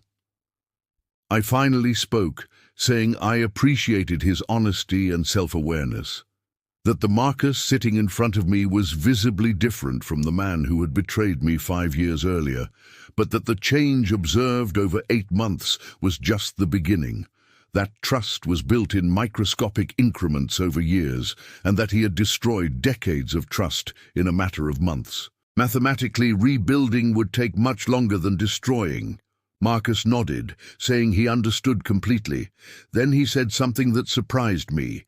He said he had started going to Alcoholics Anonymous meetings, not because he necessarily had a problem with alcohol, but because the principles of the 12-step program were helping him process guilt and make appropriate amends. That he was now in the process of listing all the people he had harmed and becoming willing to make amends to them all. I asked who else was on his list besides me. Marcus stared at his coffee for a long moment before answering. He said Jennifer was there for bringing stress and drama to our family when she was pregnant with Emma. The children, for missing out on years of being a present uncle to them. Our mother, for breaking his heart and embarrassing the family. His probation officer, ironically, for adding additional cases to his already heavy load. Company employees, who had lost jobs or opportunities when the scandal affected business. It was a long and detailed list, showing that he had truly thought deeply about the concentric ripples of harm his actions had created. I asked how he planned to make amends. He said some were impossible to make direct amends for, but that he could live a life that honored the harm by doing better going forward, contributing positively, and being a person of integrity. We talked for nearly 3 hours in that cafe, the longest and most in-depth conversation we'd had since before his arrest. It didn't solve everything, not even close, but it created something that hadn't existed before, a fragile foundation of honest communication that could, with care and time, be built into something more substantial. When we finally got up to leave, Marcus hesitated, then extended his hand. Not a hug, just a handshake. I stared at that outstretched hand for a second that felt much longer, then shook it. His grip was firm but not excessive, appropriate and respectful.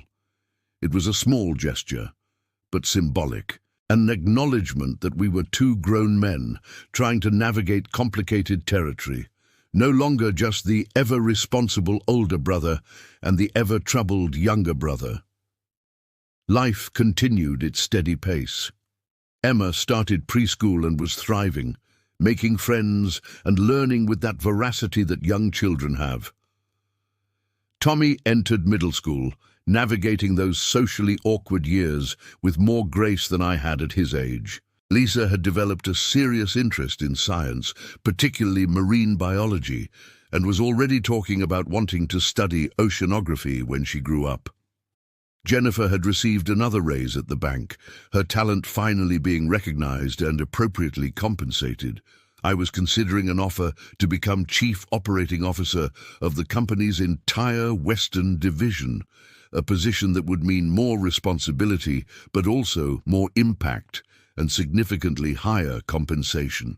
The Robert Cooper Memorial Fellowship completed its 3rd year, having now supported 6 exceptional students in their studies of business ethics. An article about the program had been published in the Portland Business Journal, highlighting how a corporate tragedy had been transformed into an educational opportunity. The article briefly mentioned the case with Marcus and Brennan, but focused more on the positive legacy being created. Several other companies in Portland had established similar programs, creating a network of fellowships focused on ethical governance and corporate responsibility. It was gratifying to see such a wave of positive change emanating from something that had begun in such a dark place. Marcus continued his work at FedEx, but had also started an online certificate program in information technology through Portland Community College. He couldn't work with proprietary information due to his probation restrictions, but he could build skills that would be valuable when those restrictions eventually expired. He was studying at night after warehouse shifts, often until 2 or 3 in the morning, then sleeping a few hours before waking up and starting over. My mother worried about him burning out, but I saw it differently.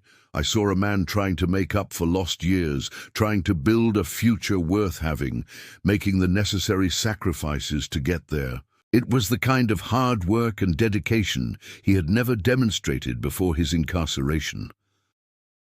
On the 2nd anniversary of Marcus's release, my mother organized a small celebration. It wasn't to celebrate the crime, or even necessarily the parole, but to mark 2 years of successful compliance, 2 years of sustained change. Jennifer and I debated whether we should go, whether participating would send the wrong message.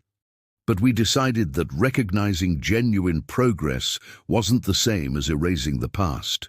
We went, brought the kids, and spent a few pleasant hours eating cake my mother had baked and listening to Marcus talk about his classes and hopes for the future. He mentioned that his parole officer had indicated that if he continued on his current path, some of his restrictions might be lifted next year. That would open up more job opportunities, more possibilities. Tommy, now 13, and developing that adolescent interest in issues of justice and morality, asked a question during that celebration that stopped everyone in their tracks. He asked Marcus directly if he considered himself a good person now. The room fell silent. It was a question we had all considered, but none of us had the courage to voice so directly. Marcus didn't dodge.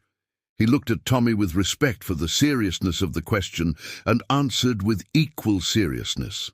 He said he didn't know if he was a good person. That goodness wasn't a fixed status, but rather a continuous series of choices you make every day. He said he was making better choices now than he had in the past, and he hoped to continue improving. But it wasn't up to him to judge whether he was good. It was up to the people around him, through how they chose or not to trust him based on his sustained actions over time. It was the perfect answer, humble yet hopeful, realistic yet aspirational. I saw Jennifer nod approvingly. I saw my mother discreetly wipe away tears. I saw Lisa and even Emma paying attention with that seriousness children sometimes show when they sense adults are saying something important, and I felt something inside me shift, not dramatically but subtly. The anger I had carried for so long, that constant burning in my chest whenever I thought about Marcus and his betrayal, had subsided to a low ember.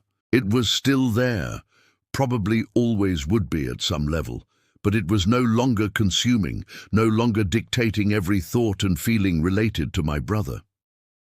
There was room now for other emotions to coexist. Cautious hope, recognition of change, even occasional fragments of something approaching brotherly affection. After everyone had left that celebration, when it was just Jennifer, the kids, and I driving home through the familiar streets of Portland, I felt the need to speak. He told Jennifer that he felt he was finally reaching a place of something like peace with the whole situation, that it wasn't complete forgiveness, perhaps never would be, but it was acceptance.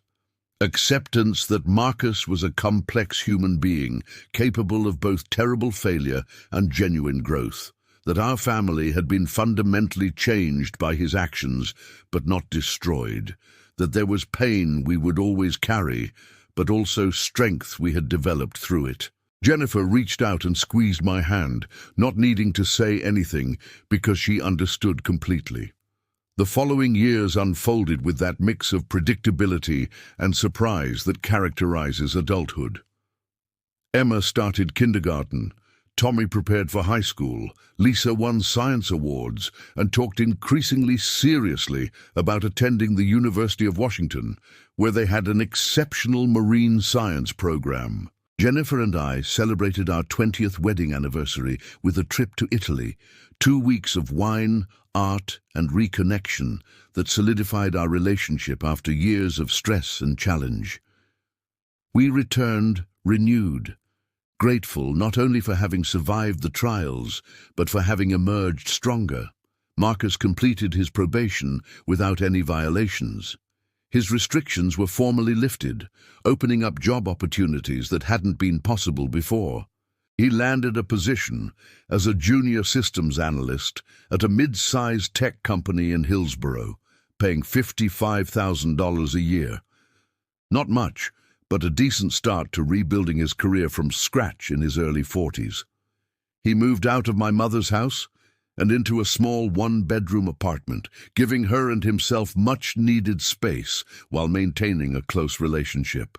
On holidays and birthdays, he always showed up with thoughtful gifts for the children, nothing extravagant, but carefully chosen to show he genuinely cared about their interests. Slowly, through months and years of consistent, positive interactions, something approaching a brotherly relationship began to reform. It wasn't what we had before, and it would never be that again. But it was something new, something built on a foundation of honesty about flaws and a commitment to being better. Marcus never tried to minimize what he had done or ask us to forget, and I never pretended the betrayal hadn't happened or that trust had been completely restored. We existed in a complicated in-between space, two brothers with a shared history both beautiful and ugly, making daily choices to keep trying rather than give up completely. Now, sitting here 7 years after Marcus's arrest, looking back on everything that happened, I realize I've learned things about myself I wouldn't have learned otherwise. I've learned that I'm stronger than I thought, capable of enduring devastating betrayal without being destroyed by it. I've learned that justice is important but doesn't heal alone, that healing requires time and intentional work and a willingness to embrace complexity. I've learned that forgiveness is not a one-time event, but an ongoing process of choosing not to let anger define you. And I've learned that family, with all its messiness and pain and complications, is still worth fighting for when the people involved are genuinely willing to do the work of being better. Marcus will never be my best friend, never someone I trust with important secrets or business decisions, but he's my brother, and that means something. It means that when he calls for advice on a career decision, I listen and offer my perspective.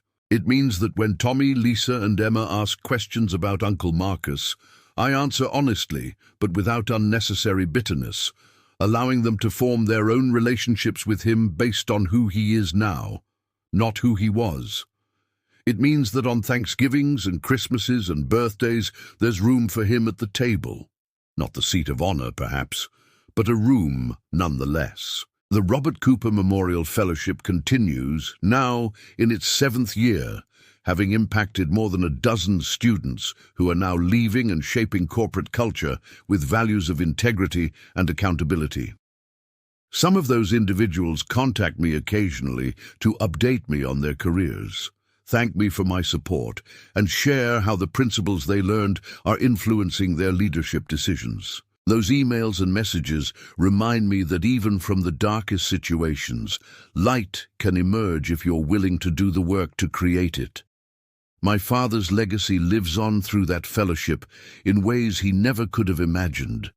If I could go back in time and prevent everything that happened, prevent Marcus's betrayal, the years of pain and conflict, the emotional scars we all carry, would I? I honestly don't know. Of course, the obvious answer should be yes, that no one would voluntarily choose to go through such trauma. But those experiences fundamentally shaped who I became. Forced growth that wouldn't have happened otherwise created opportunities like the fellowship that are making a real difference. Perhaps the real question isn't whether I would change the past, but what I choose to do with the lessons I learned from it. And the answer to that is clear. I choose to keep growing, keep building, keep believing that people can change if they're willing to do the real work. I choose to offer cautious hope without being naive, to offer second chances while maintaining healthy boundaries. This is my story. It's a story about betrayal and revenge, yes, but more importantly, it's a story about healing and growth and the complicated reality of family relationships. If you're going through something similar, if you've been betrayed by someone close and are struggling with anger and pain and confusion about what to do next, let me say this: your feelings are valid. Your anger is justified. But don't let that anger consume you completely. Seek justice, absolutely, but then do the work of healing so that justice isn't all you have. Consider therapy, lean on people who love you, find ways to create meaning from your pain. And know that while some relationships, when broken, are never completely repaired, they can sometimes be transformed into something different, something new that acknowledges both the pain of the past and the possibility of the future. As for Marcus, he's building his life day by day, choice by choice. Perhaps someday when we're old and looking back on our lives, that period of betrayal and consequence will be just a chapter in a much longer story of two brothers who lost their way, but found a way not back to what they were, but forward to something new. That is my sincere wish. But even if we don't get there, even if it remains forever complicated and difficult, I know I tried, that I chose hope over bitterness, growth over stagnation, life over letting the past define me completely. And in the end, that has to be enough.